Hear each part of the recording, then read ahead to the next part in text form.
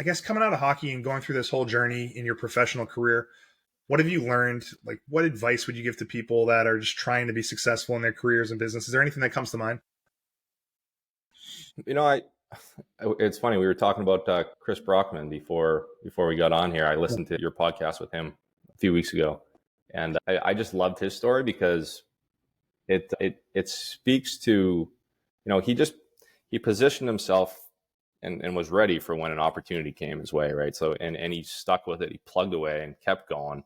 It's such an interesting story, as it took him years to really get the shot that he wanted, right? And then once he got his shot out in LA, like, talk about capitalizing on it. Like, I mean, he's just like made the most of it. I'm sure there's a reason why they promoted him up to where he is, right? I mean, he's skilled, and I'm sure he's got a quality to him that deserves it, but he put himself in that position.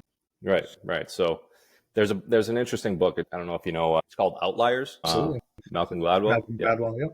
And a lot of what's in that book, I think it's true. It all speaks to kind of like serendipitous circumstance, right? That all successful people have, and that leads to their success. So I think there's some of that where, like, in business or in hockey, like, the opportunity needs to be there, but once that opportunity is there, it's kind of like, to be able to capitalize on it, and recognizing it. And it all comes down to, I think, like, there's a lot of will, right? Like, how much will did Brockman have to keep going, like keep thinking like he was going to get a shot eventually, 100%. There is parallels between his story and yours, though. Like you said, I've heard people refer to luck as when opportunity and hard work meet, and that's kind of what it is. You're working hard, then you have your opportunity and you execute on it. And some people from the outside might perceive that as like, wow, John's so lucky, Chris is so lucky. But the reality is you were working hard and you just took advantage of that opportunity when you had it.